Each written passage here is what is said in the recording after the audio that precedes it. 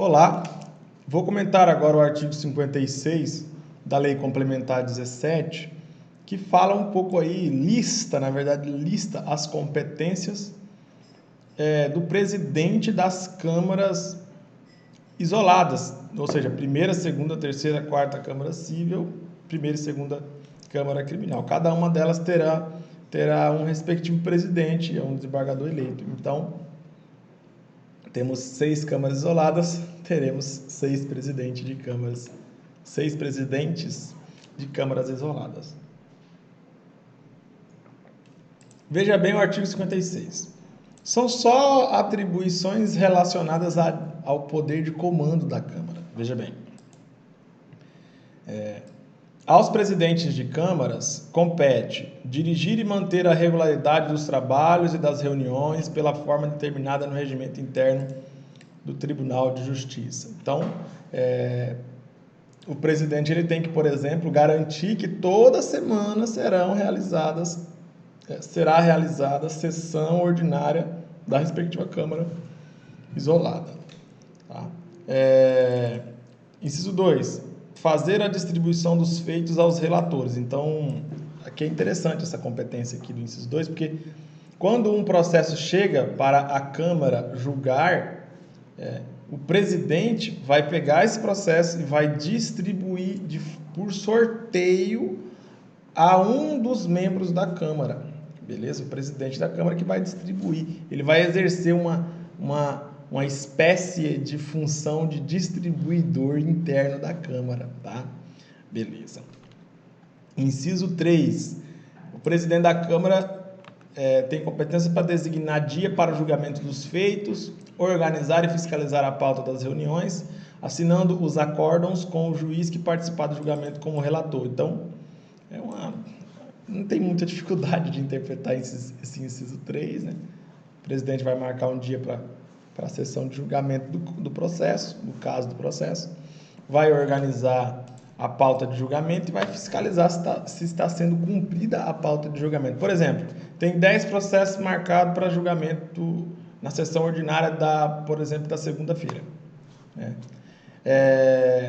Aí o presidente vai fiscalizar para verificar se esses 10 processos realmente foram julgados e se não foram julgados, o motivo pelo qual eles não foram julgados.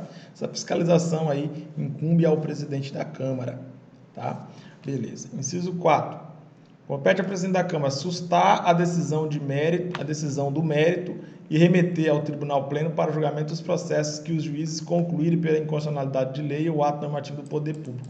Isso aqui é interessante.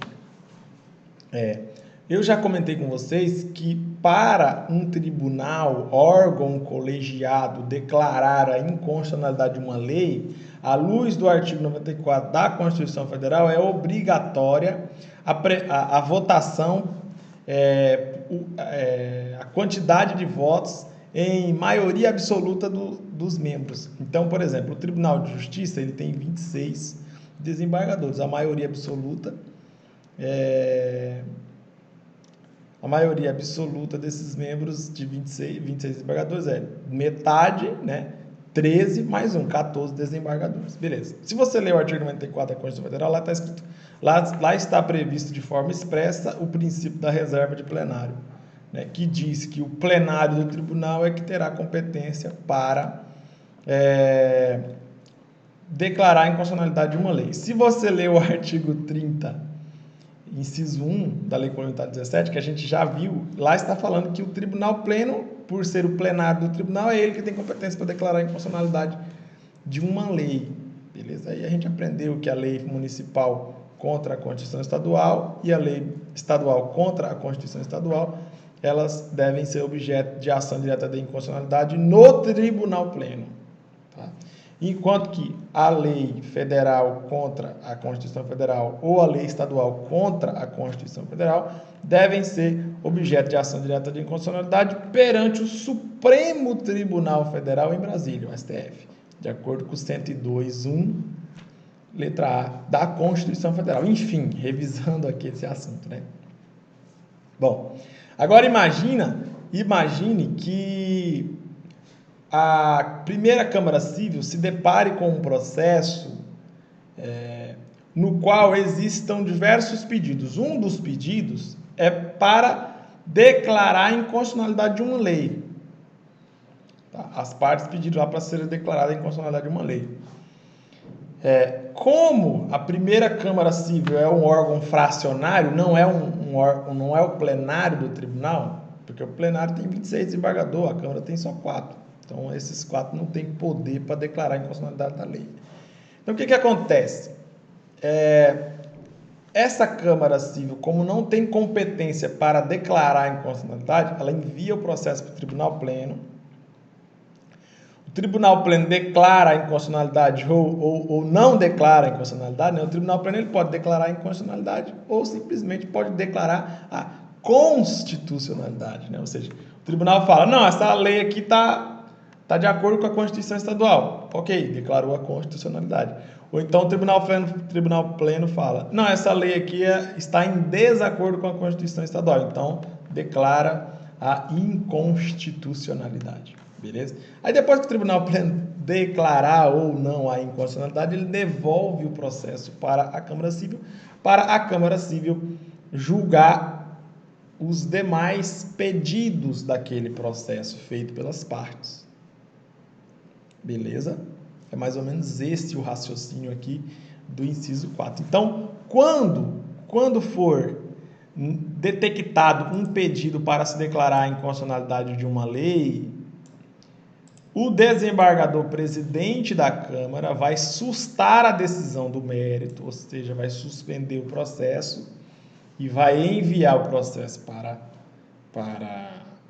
o Tribunal Pleno. Depois o Tribunal Pleno vai decidir a inconstitucionalidade, devolve, e aí o presidente, aí sim aquele processo vai ter andamento na Câmara, e aí sim a Câmara poderá resolver, poderá julgar os outros pedidos, de acordo com o que o Pleno falou, se a lei é constitucional ou se a lei é inconstitucional. Deu para compreender aqui essa parte? Até aqui tudo bem. Esse finalzinho aqui, ó, o processo em que os juízes concluírem pela inconstitucionalidade de lei ou ato normativo do poder público, esse finalzinho aqui é o seguinte, o juiz da primeira instância, da capital ou do interior, como ele não é um órgão colegiado, o juiz, como vocês sabem, é uma pessoa só. Agora, a Câmara, a primeira Câmara Civil, por exemplo, tem 4 desembargadores. Então, por isso que é um órgão colegiado, porque tem vários membros. O juiz não, o juiz é um órgão singular, é um órgão judiciário singular, porque só existe uma pessoa exercendo o cargo de juiz. Beleza? Então, esse juiz, ele tem competência para declarar a inconstitucionalidade de uma lei. Só que se o juiz declara a inconstitucionalidade de uma lei, tá aí tudo bem. A parte pode recorrer? Pode. Aí quando ela recorre e o processo vai para a Câmara Civil, por exemplo, a Câmara Civil não pode dizer se realmente aquele juiz está certo, se a lei é inconstitucional ou não. Então aí a Câmara vai ter que enviar para o Tribunal Pleno decidir se está correta mesmo a declaração de inconstitucionalidade, o Tribunal Pleno devolve para a Câmara, e aí a Câmara vai decidir os outros pedidos. Deu para entender a sistemática? Espero que sim. Tá? Então lembre-se, juiz pode declarar a inconstitucionalidade de uma lei. Tá?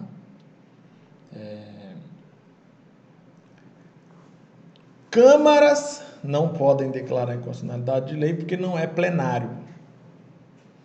Tribunal Pleno pode declarar a inconstitucionalidade de lei porque é o órgão, é o plenário do tribunal. Aí, quando ele declara a inconstitucionalidade de uma lei, ele obedece ao artigo 94 da Constituição Federal, que fala do princípio da reserva de plenário, que nós já sabíamos, né?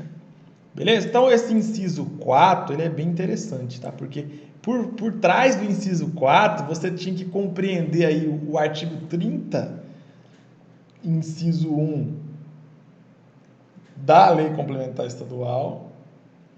Tinha que compreender também o artigo 102, inciso 1, letra A, da Constituição Federal.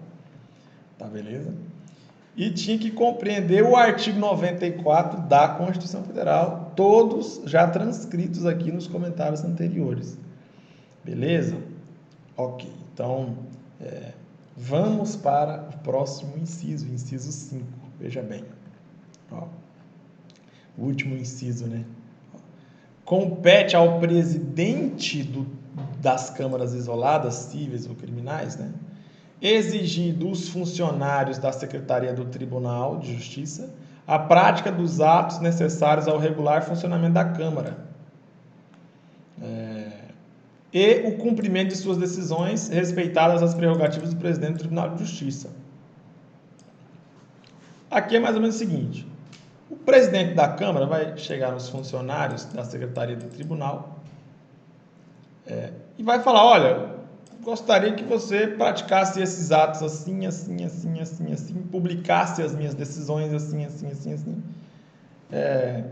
para que o funcionamento do órgão colegiado, da Câmara que eu presido, se dê de forma regular. Tá? Ou então, o presidente da Câmara pode chegar para os funcionários da Secretaria do Tribunal e falar: olha, eu queria que vocês aqui praticassem os atos de intimação, os atos necessários para o cumprimento das decisões da Câmara que eu presido. Esse é o papel do presidente da Câmara, tá? Obviamente que sempre deverão ser respeitadas as prerrogativas do presidente do Tribunal de Justiça, que é a autoridade máxima na superintendência do tribunal, de dirigir os trabalhos do tribunal, de todos os membros do tribunal. Beleza? O presidente do Tribunal de Justiça, ele só não tem mais poder que o tribunal pleno, que é a união dos 26 desembargadores, tá? Beleza? Mas o presidente do tribunal, ele tem muito poder mesmo. Ele é o representante máximo do poder judiciário no Amazonas. Beleza? Bom, então assim, todos os incisos do artigo 56 foram comentados aqui de forma objetiva e de forma facilitada. Espero ter ajudado na sua compreensão. Vou ficando por aqui, daqui a pouco eu volto com mais comentários com outros artigos da Lei Complementar 17. Até logo, já já estou de volta.